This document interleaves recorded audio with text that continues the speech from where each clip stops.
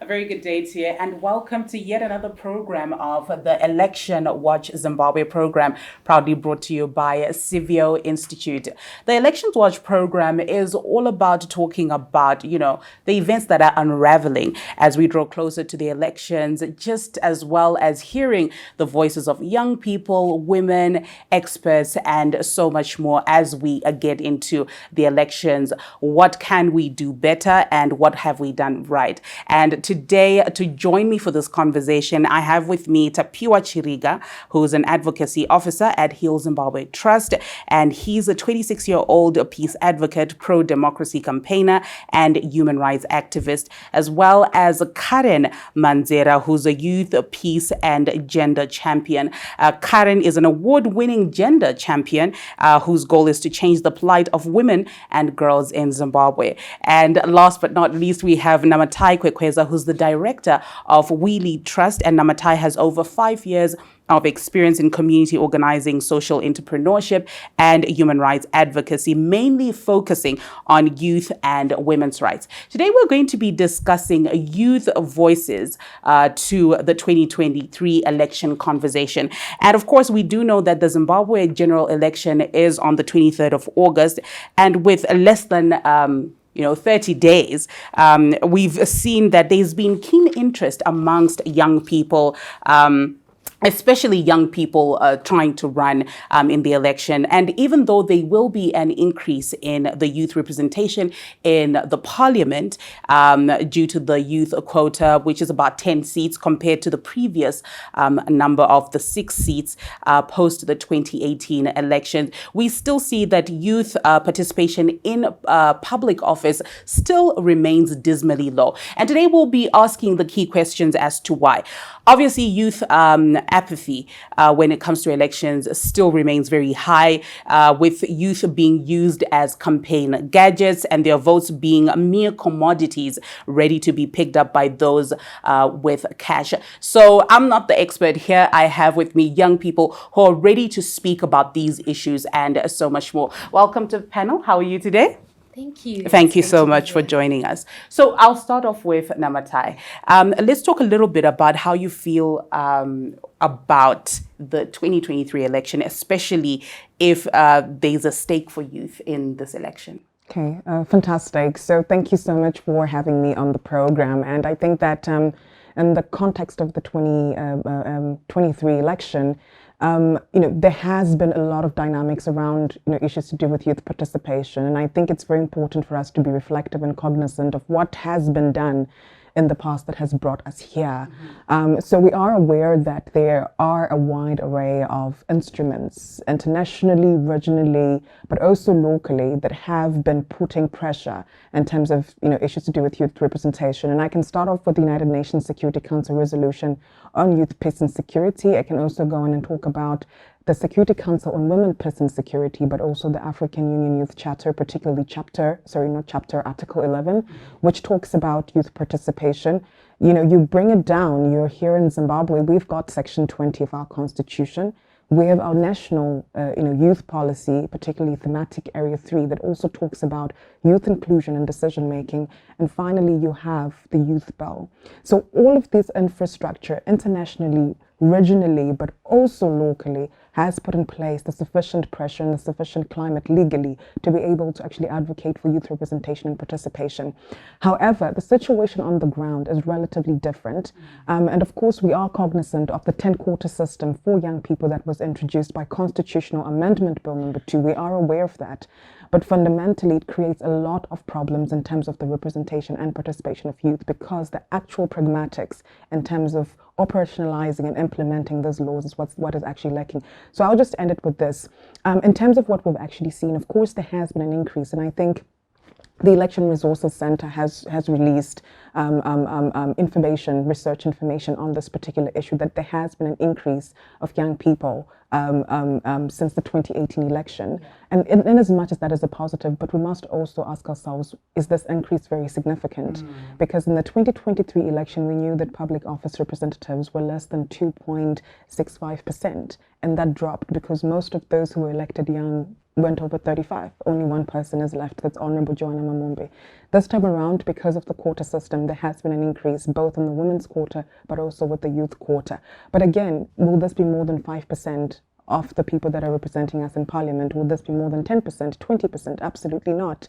And yet we are constituting 67.9% of the overall population of this country. So we have to have critical conversation to say, if the legal infrastructure is there, that means that youth must participate. What are we doing to actually genuinely operationalize this and ensure that there is representation of the young in public office? Thank you so much, Namatai. And, I think it's interesting, Tapiwa, Namatai ends with, as much as we see the increase in the youth quota, is the increase significant at the end of the day when we basically are the ones that hold the highest population as young people.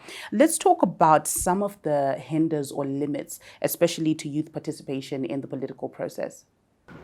I think I'll start with the nomination fees saga. Is one of the people who took ZEC to court regarding the nomination fees themselves. I think when you see young people who are living below the poverty line in Zimbabwe, when you see that more than 49.9% of our people are living in abject poverty, and then you charge them $1,000 to go and participate as MPs, and then you say that you have opened the way for them to participate, it's very much unfair. And then our legal processes themselves and our legal system and our electoral system itself is not exactly friendly to youth participation. Because when you see yourselves having to restrict ourselves to quotas, I'm not a fan of the quota system for the simple reason that it is a serious diversion from what needs to be done. We have a legal system that is skewed against young people. So instead of reforming our electoral system to ensure that the Political Parties Finance Act allows young people to participate fairly, the elders, are not given a competitive advantage in terms of resources. When you have issues around violence and young people are the biggest perpetrators and victims of political violence. So when you see there's the financial decision by ZEC to bar young people and systematically disenfranchise them from political participation through very astronomical nomination fees, then there is the legal system itself that is not exactly friendly to young people. Then there are issues around political violence.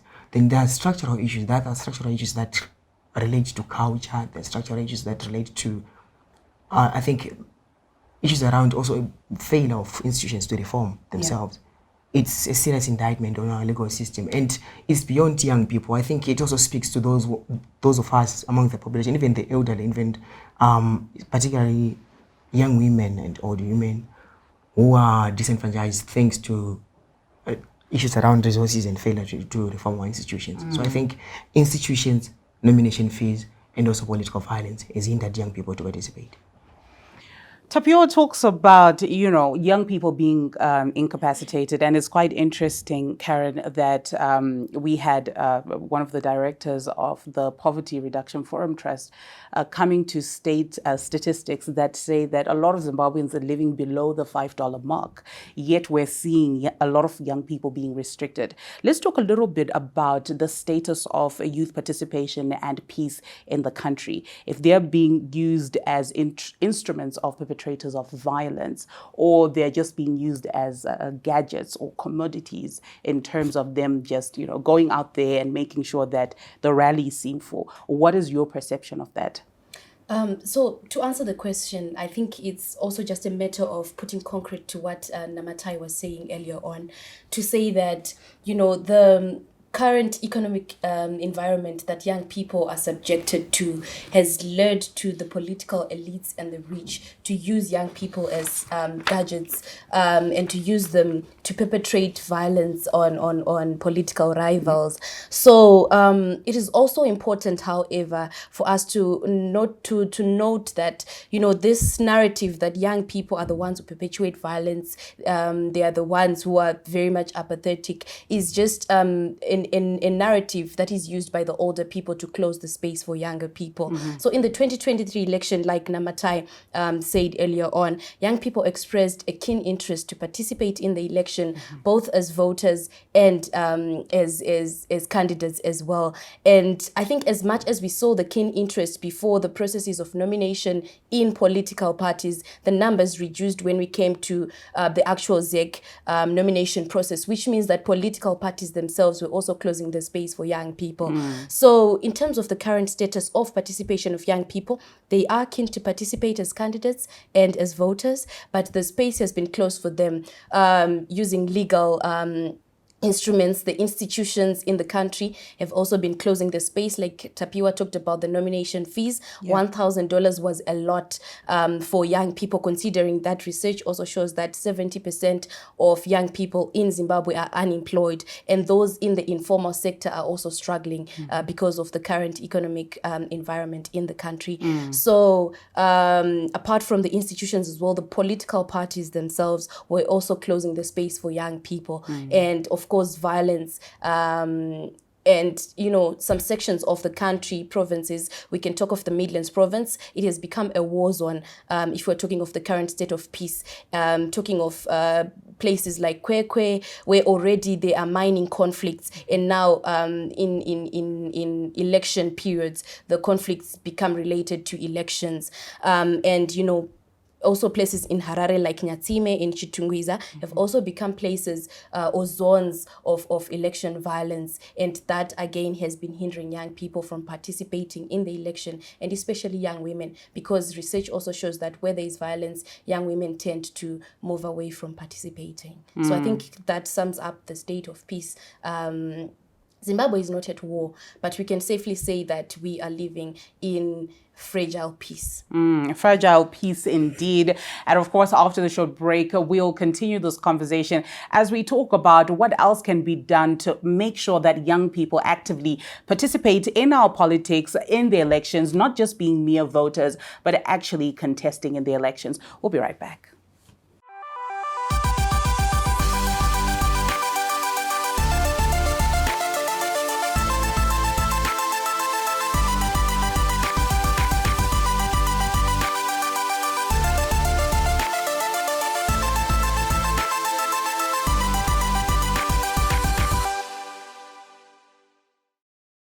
Welcome back to the ElectionWatch program, proudly brought to you by Civio Institute, where we'll be discussing issues to do with elections, some of the challenges and opportunities there with experts, young people, women, and so much more. And today we're going to be talking about, well, we have actually been talking about youth voices in the 2023 election. And just before the break, we were talking about some of the challenges that young people have been facing, just so that they are not mere voters, but they are also contesting in these elections. And of course, I had Tapiwa Nashe Chiriga, who is from Heal Zimbabwe Trust, Karen Manzera, who's a youth peace advocate and gender champion, and Namatai Kwekweza, who is the director at We Lead Trust.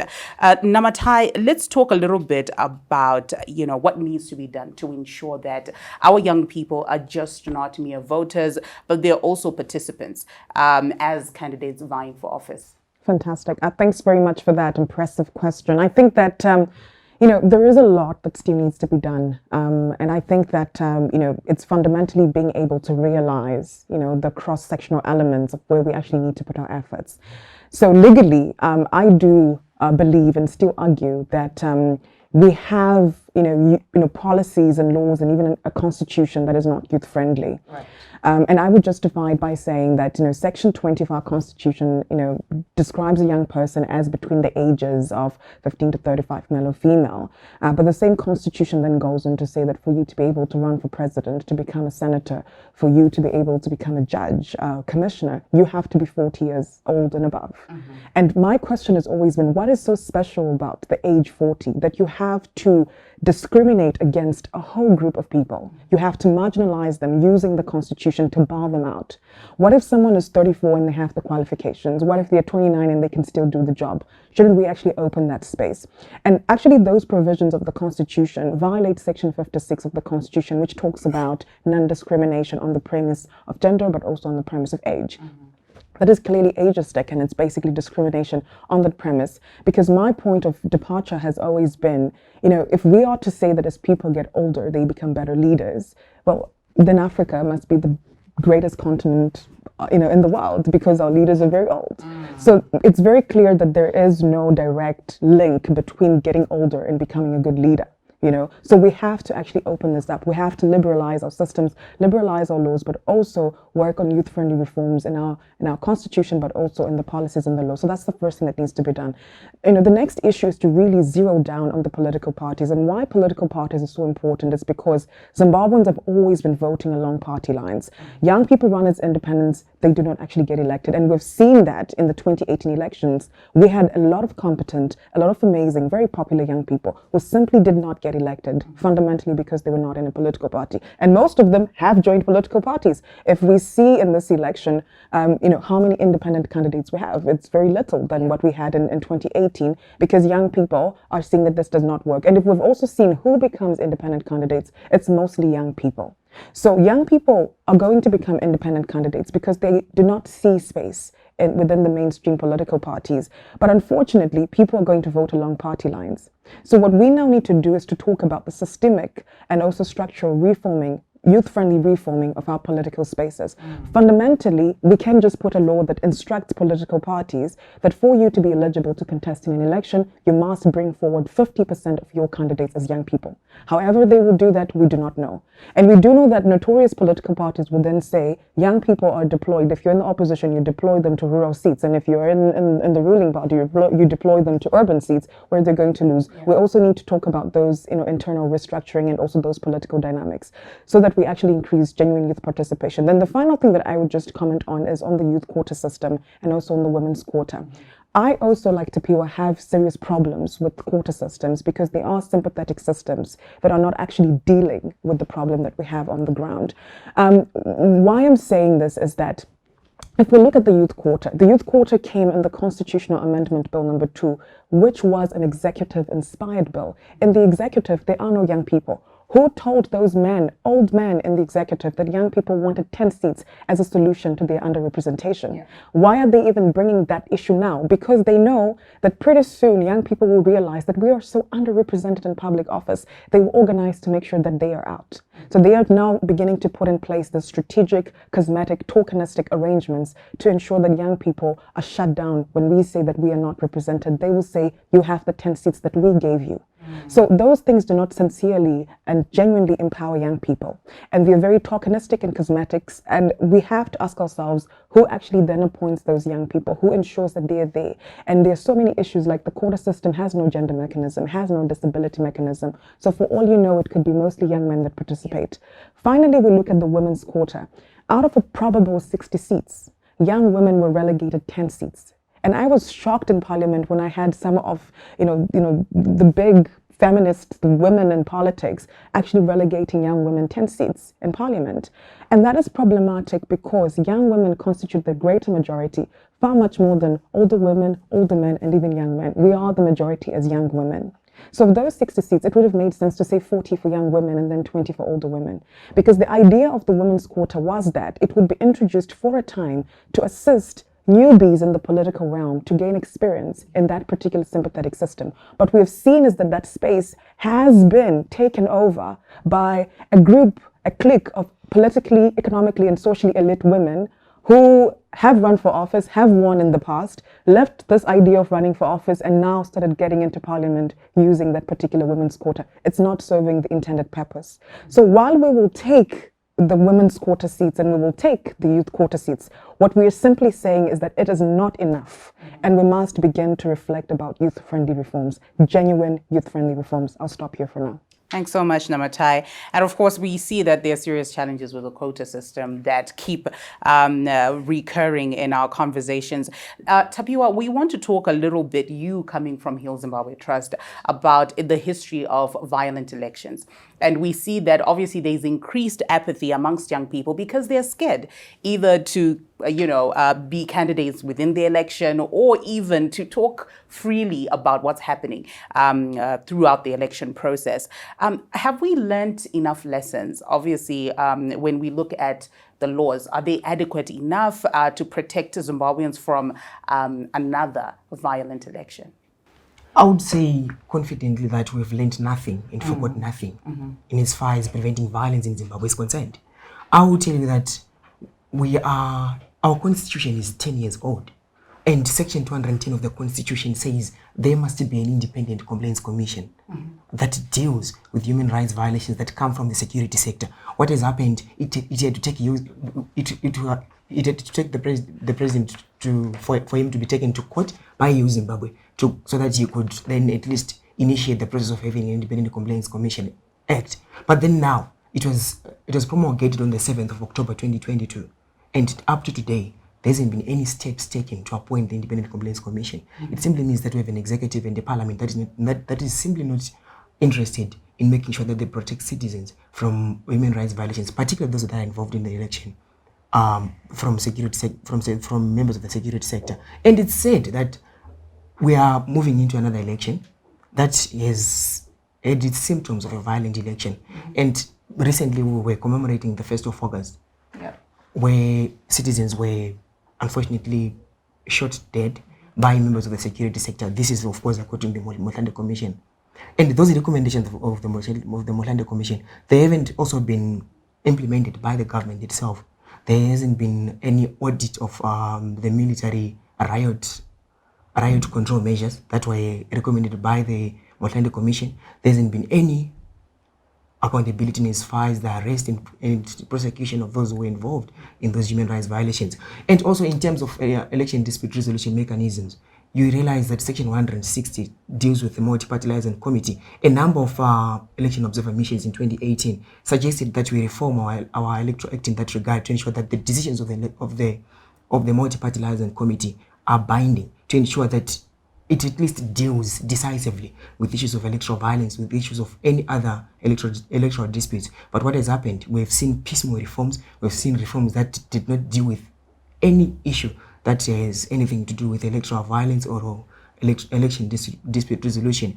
You have also seen that our Section 133 of the Electoral Act, it deals with what they call special investigative committees from the police, from the judiciary, and from the National Prosecuting Authority. What has happened?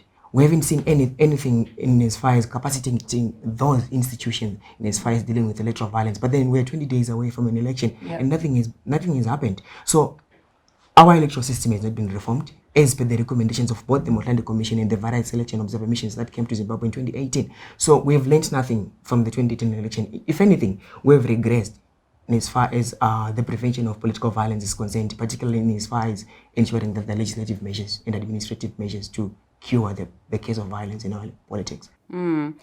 Karen, we are hearing the youth quota system, the challenges there, the women's quota, as well as political violence when it comes to young people. But when we look at these 2023 elections, what are some of the most significant or pressing issues right now for young people? So I think politicians also need to understand is that the 2023 election is not merely politics to young people, but for young people, the election is also about jobs. It's, because of the levels of unemployment in the country.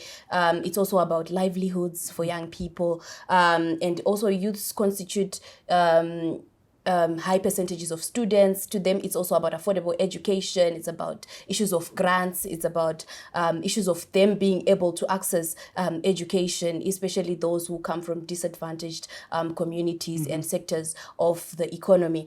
So to young people, it's not only about politics, but it's also about, their lives in general and the lives of people in different communities across the country. So, well, of course, looking at different manifestos, for those who have come out with their manifestos, you see that some of these significant issues are not even coming out. Yet these are the issues for young people. And overall, I think for young people, the election is also about their participation and their representation, because I believe that all these problems that young people are subjected to is because of misrepresentation and underrepresentation in decision making. So, like Namatai said earlier on, in the 2018 election, there were 6 young members of parliament in parliament, and in this election, of course, we have the youth quota, which is now bringing in 10 seats, and of course the 10 seats in the women's quota. Yeah. But 20 out of 210 seats is nothing when young people constitute the highest demography in the country. So again, we're going to have an issue of misrepresentation and underrepresentation of young people. And what it means is that service delivery in our communities is not going to be youth friendly. What it means is that laws that are going to be made between 2023 and 2028 are not going to be youth friendly, because young people are not represented in the decision making processes in the country. So overall, the issue for young people is about representation and full participation, and of course active and meaningful participation in decision making, because it affects each and every aspect of their lives. Well, after the short break, we'll continue this conversation in our last segment. If young people do constitute the highest demography, are there issues or challenges being taken seriously? We'll be right back.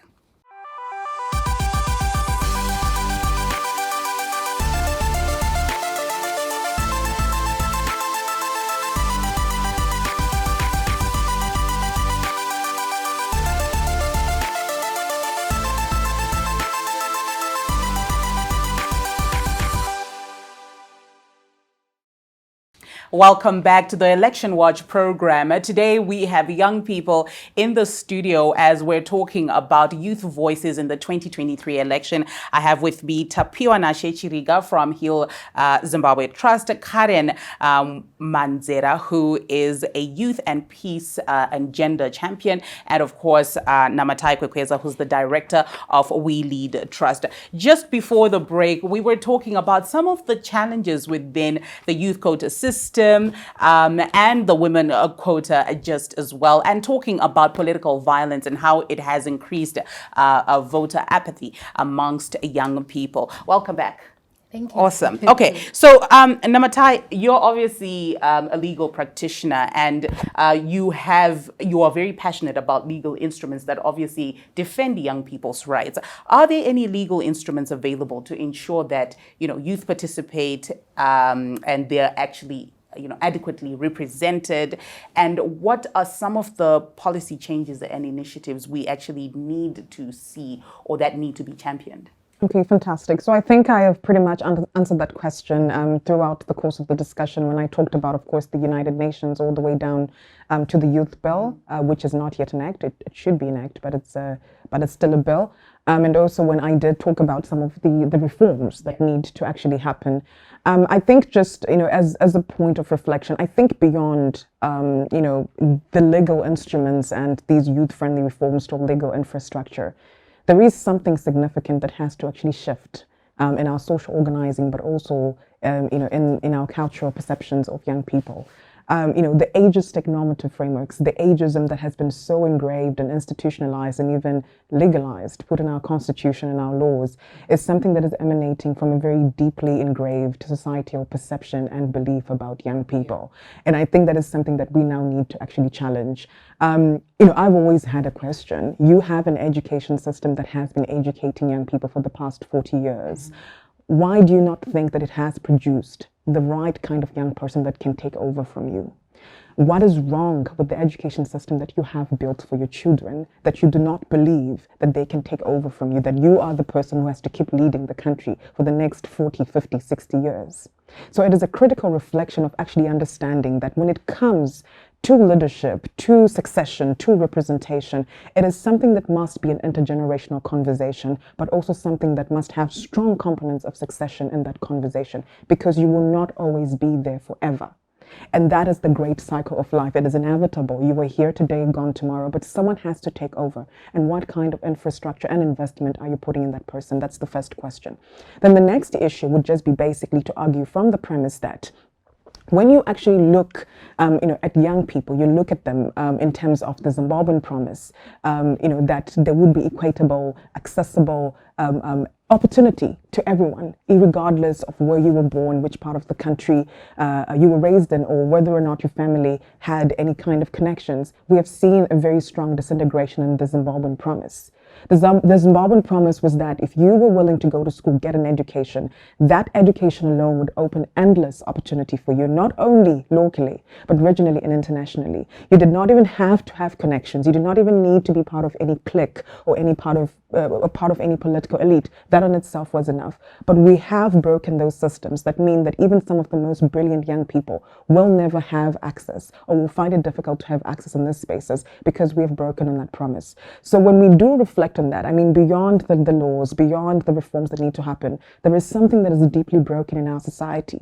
Something that is deeply broken to the point where we no longer can believe in the young, we no longer can trust the young, but also we are no longer investing in the young. We're actually building, systems that actually ring fence space, that keep them out, gatekeeping systems that are so vicious and violent that people who did not go to war, people who are not at a particular age, are basically relegated to lesser of, duties and responsibilities, or completely left out and marginalized.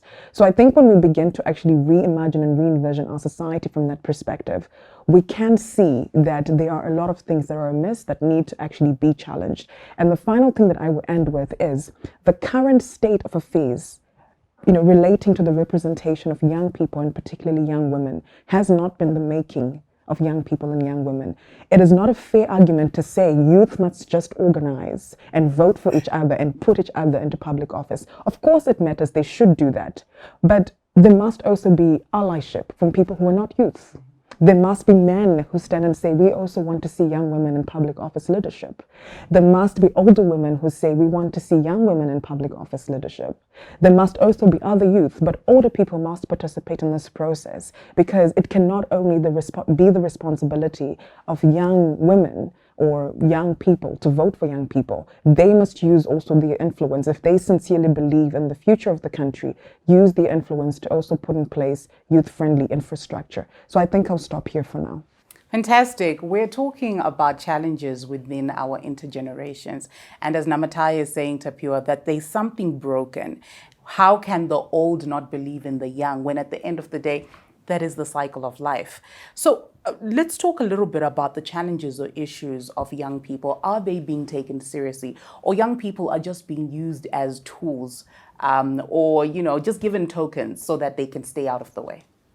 I would say that at the present moment, across the political divide, across all institutions, across all systems, people tend to want to address issues just broadly, without necessarily being youth-friendly in solutions. I haven't seen any political party right now talking about the future of AI technologies. I haven't seen any political party talking specifically around ending violence amongst young people. I haven't seen any political party that has been youth-specific in their manifestos, or at least the pronunciation of their plans after 23 August 2023.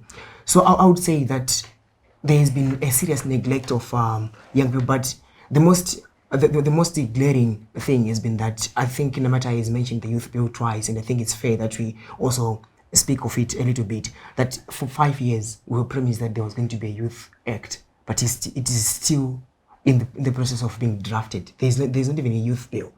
They're just the principles of a youth bill. And it simply means that we're not going to have a youth act in this cycle, in the 9th Parliament. So it simply means that there is no will across the political divide to come up with a youth-friendly law that is specific to youth, to young people.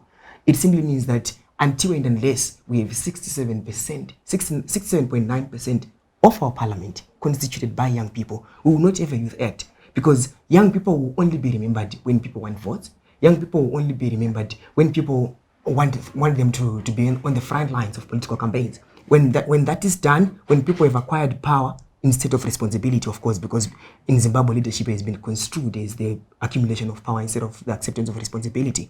So until and unless young people occupy spaces, but like what Namatai says, it's not young people in isolation who should occupy spaces, or at least work towards occupying spaces. It is the reformation of our institutions. It is the reformation of our political system, because as long as there is no political tolerance, young people will stay away from politics. As long as we've not detoxified our political spaces, young people will stay away from politics. As long as our people do not have confidence in our institutions, as long as people do not have confidence in our independent institutions, our Chapter 12 institutions, all the 5 of them, including ZEC itself, if people do not have confidence in our institutions, young people will continue being very selfish in their approach to life.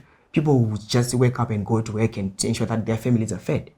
So until and unless we have a youth act, we have youth-friendly laws across the board, we do away with those ageist policies and laws that say that young people who are below the age of 40 cannot be president, who say that young people of the age of 18 can vote for an MP but cannot be an MP.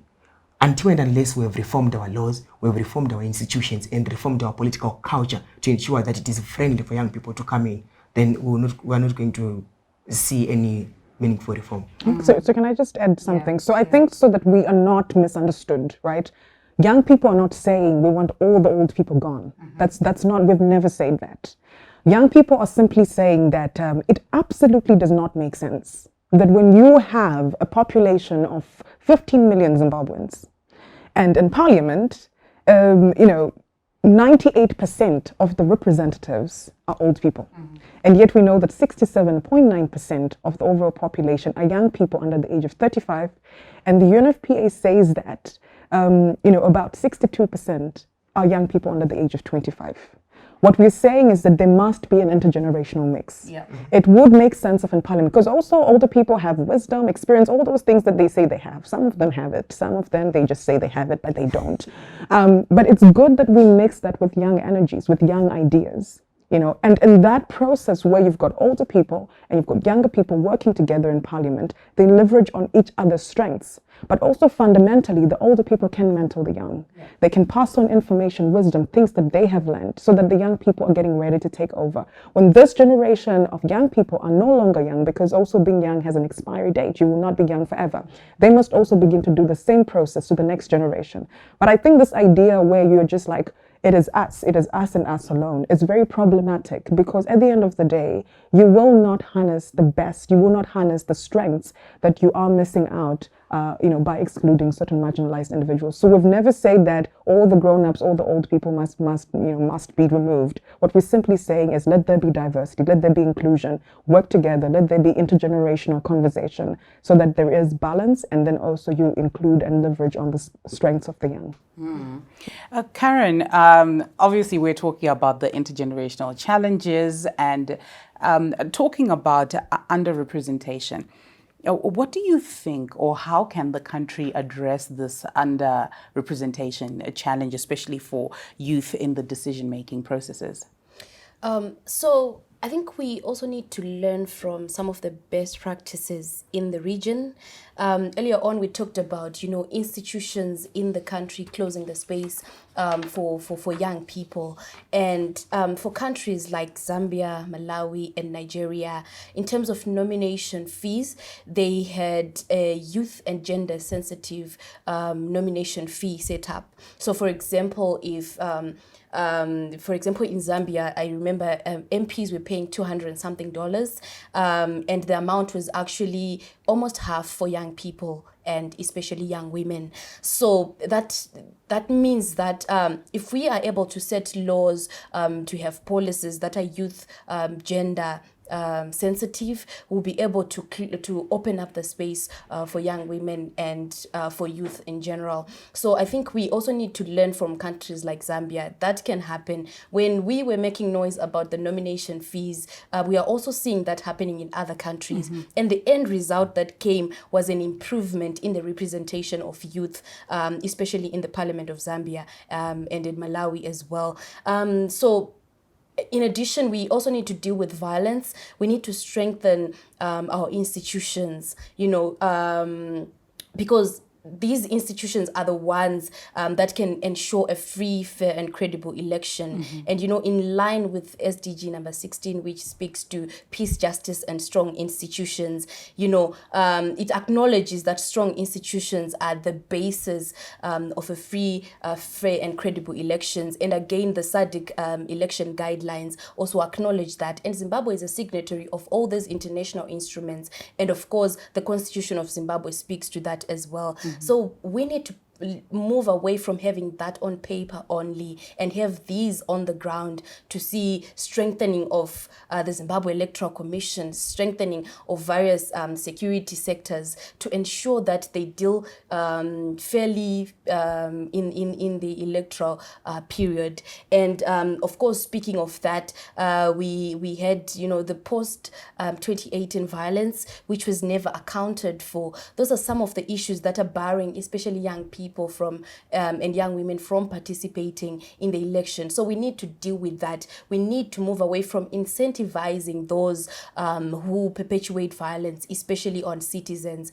We need to make sure that those people are actually brought to account, that justice, according again to SDG number 16, is brought so that citizens can participate freely and fairly, and the election field is made even.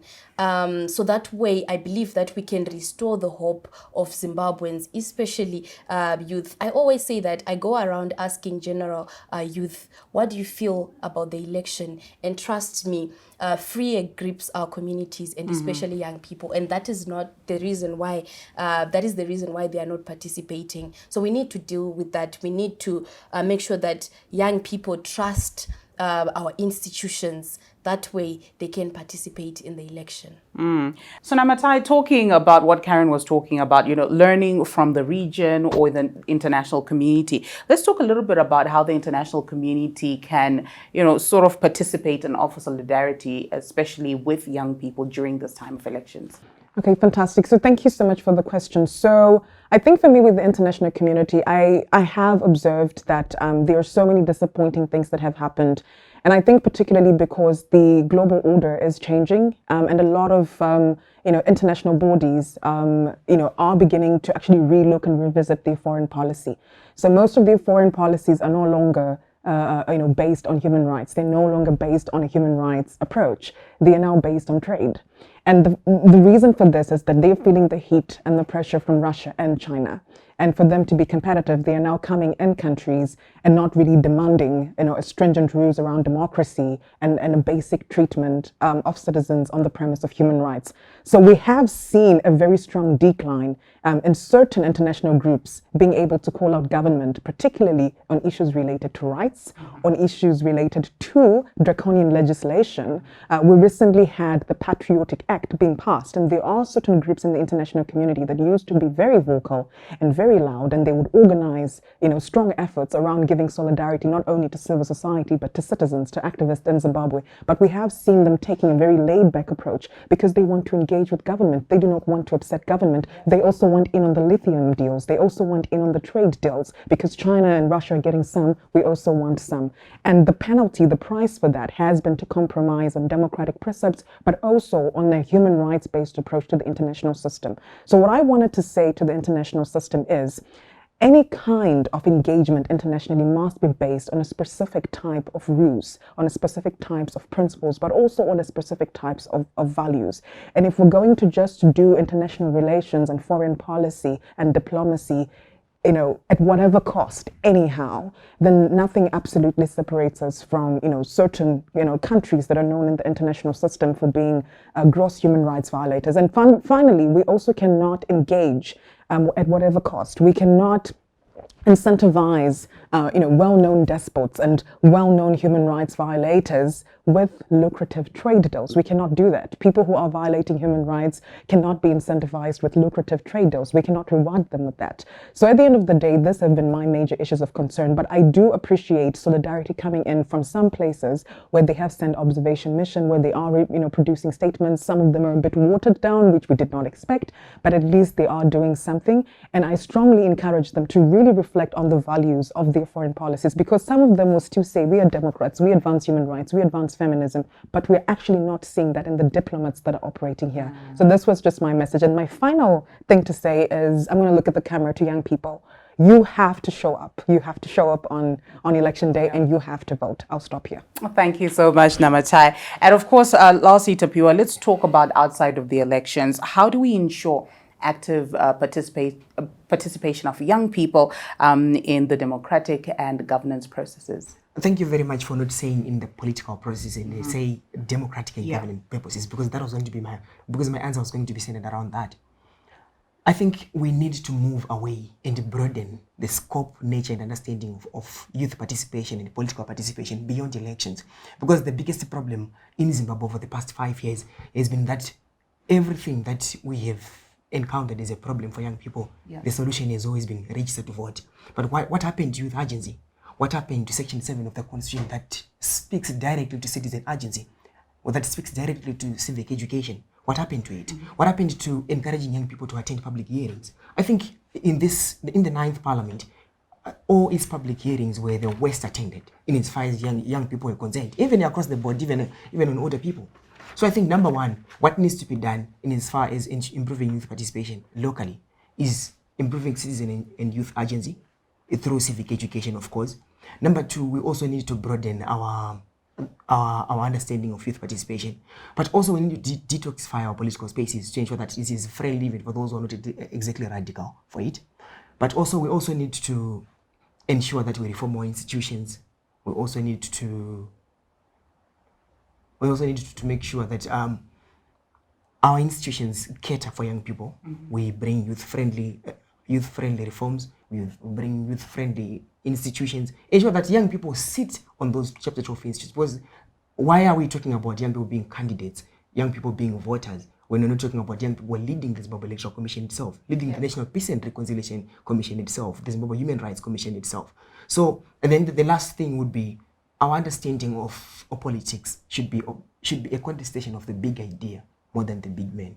Until and unless we move away from big personalities to ensuring that we deal with issues that are affecting our people as a whole and young people in particular, you will see that the toxicity that exists around our politics will go away, because there is no one who will disagree or at least fight over the need for education. Everyone wants education. Everyone wants a better health system. Everyone wants a better country. If we move from those big personalities of ours and move towards the big idea, I can assure you that more young people will participate, because they will have an incentive to participate, number one, and they will also not be afraid to participate, because the big problem of big personalities will be removed.